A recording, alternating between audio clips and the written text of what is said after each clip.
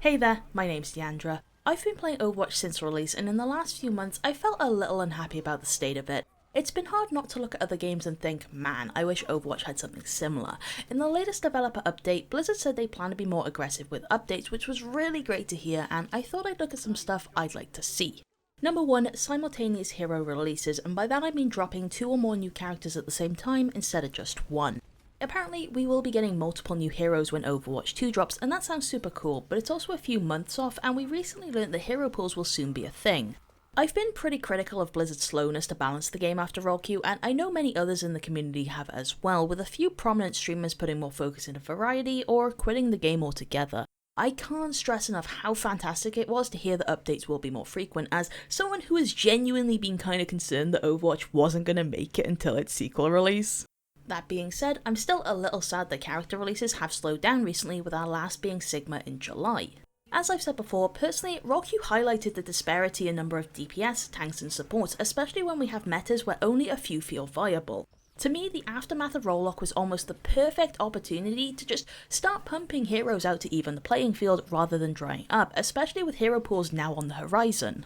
One thing to keep in mind is that most Overwatch heroes have multiple abilities that are specifically unique to them. This isn't a bad thing, and it allows players to really connect with a wide range of playstyles. However, I also think it's important to keep this in mind in regards to a limited hero pool. I think the best example would be Lucio and his speed boost, which has enabled so many different team compositions throughout Owl's history, like he's very rarely been a bad pick. Currently, we only really have 2 off healers with pure defensive ults, Lucio and Zen. If one of them gets banned, and if they're going off pick rates, then it's kinda likely the former is gonna get hit pretty often. I kinda worry it forces the other into necessity.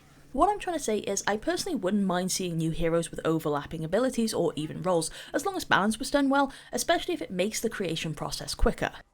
Moving on, number 2, more varied events. Recently, Apex Legends did a thing called the Grand Soiree, where they had a custom game mode slot that changed every 2 days.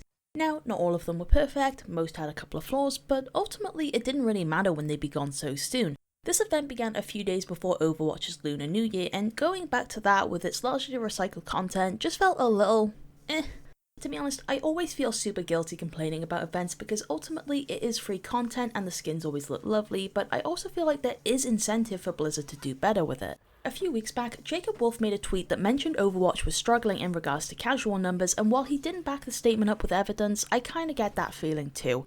To me, events are a great opportunity to entice casual or just kind of burnt out, frustrated players back to the game, but these people aren't going to be interested in Junkenstein's revenge for the 4th year in a row. In past years, events would often have queues to get in game due to the sheer amount of people wanting to play. That doesn't really happen anymore, and while it's nice not having to wait, it is quite telling in regards to overall interest. Blizzard recently announced a card system where players will be able to test hero changes in the main game client, which sounds super cool. Lately, I've been thinking a lot about how there's so much more we could be doing with the game's arcade system.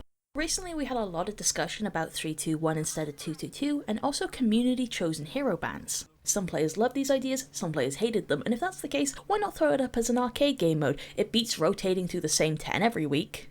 Back in 2018, we received the Blizzard World update where we got the map, some nice new base skins, a few emotes, and a couple of highlight intros. From what I can tell, this sort of thing only happened that one time, and I'd love to see more content dumps like this outside of events. Like, maybe stepping away from their seasonal theme would help. It's not the end of the world, but I'm sure there are Symmetra players out there who feel kinda sad that she doesn't have a highlight intro or victory post that shows off her gold gun. At the moment, seasonal events are the only hopes they have of potentially getting one.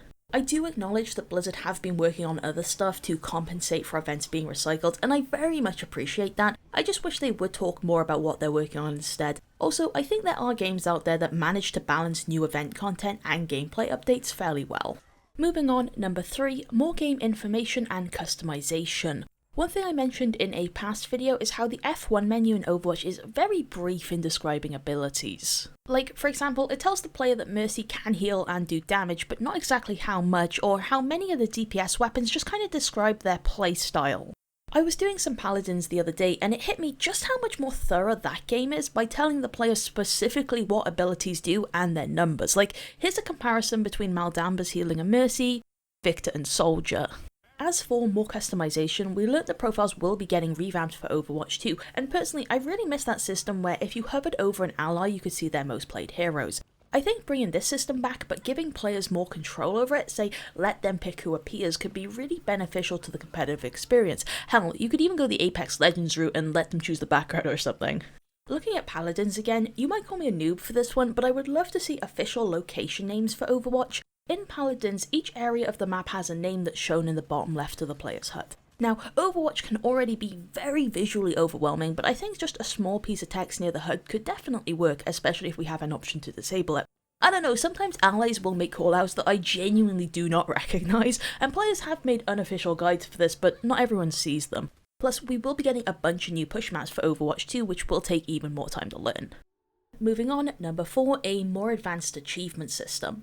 The one in Overwatch has always been very basic and hasn't been touched a whole lot since game release. The only updates we really get are 2 achievements with new heroes, changes if a character gets reworked, and a couple for event game modes which end up locked most of the year.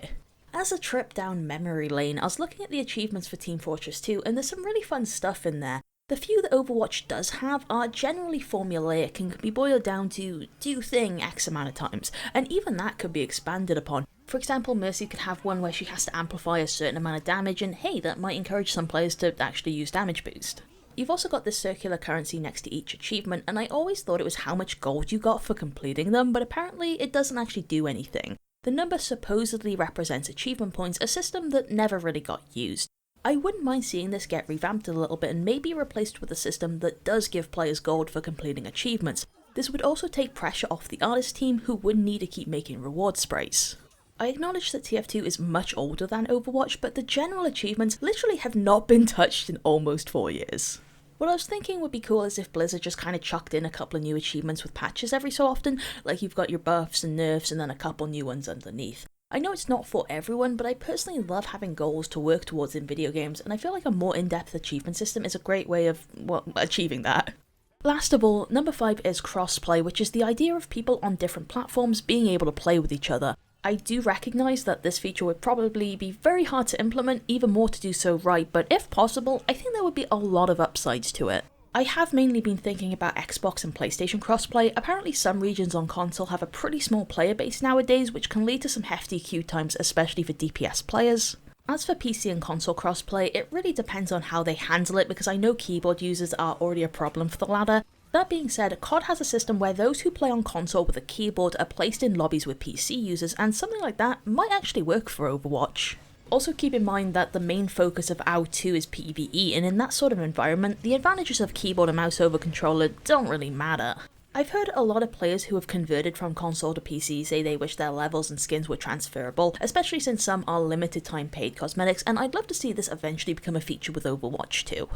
To wrap this video up, I had a couple of other ideas that didn't end up making the list. The first was taken from Siege and Paladins, where players can choose what game modes to queue up for when finding non-ranked matches. Personally, I would love something like this for quick play, because 2CP is a game mode I genuinely do not enjoy, even more so with uncoordinated teams, but I also know it's not really realistic. After role queue and seeing how long some players are already waiting, Overwatch probably can't take any more extra factors in regards to queue times.